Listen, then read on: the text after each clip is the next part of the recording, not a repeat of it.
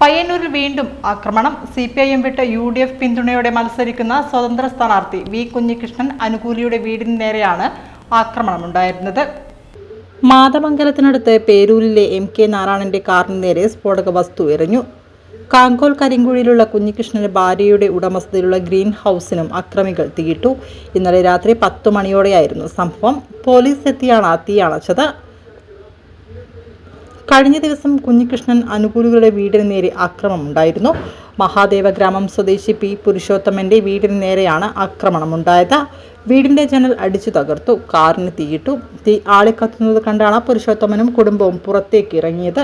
തുടർന്ന് തീ അണയ്ക്കാൻ ശ്രമം നടത്തി. ആക്രമണം നടത്തിയതിന് പ്രദേശത്തെ CPIM പ്രവർത്തകരാണെന്നാണ് പുരുഷോത്തമൻ ആരോപിച്ചത്. പയ്യന്നൂർ മണ്ഡലത്തിൽ CPIMന്റെ നേതൃത്വത്തിൽ വ്യാപക കള്ളവോട്ടും അക്രമവും നടന്നെന്ന് നേരത്തെ UDF ആരോപിച്ചിരുന്നു. പയ്യന്നൂർ നഗരസഭയിൽപ്പെട്ട പയ്യന്നൂർ കണ്ടോത്ത്, കാറമേൽ, പെരുമ്പ എന്നിവിടങ്ങളിലും കരിവെള്ളൂർ, പെരളം പഞ്ചായത്തിലെയും കാങ്കോൽ, ആലപ്പടമ്പ് പഞ്ചായത്തിലെ ഭൂരിഭാഗം ബൂത്തുകളിലുമാണ് CPIMന്റെ നേതൃത്വത്തിൽ വ്യാപക കള്ളവോട്ട് നടത്തിയതെന്നാണ് UDF ആരോപിക്കുന്നത്. ചോദ്യം ചെയ്ത UDF ഏജന്റുമാരെ ഭീഷണിപ്പെടുത്തിയെന്നും കണ്ടോത്ത് സ്കൂളിലെ ബൂത്തിൽ ഒരു സ്ത്രീ 4 വോട്ട് ചെയ്തെന്നും UDF ആരോപിക്കുന്നു. 4ാമത്തെ വോട്ട് ചെയ്യുമ്പോൾ കൈയോടെ പിടികൂടിയെങ്കിലും പോലീസ് അവരെ അറസ്റ്റ് ചെയ്യാതെ വിട്ടയക്കുകയായിരുന്നു എന്നാണ് ആരോപണം.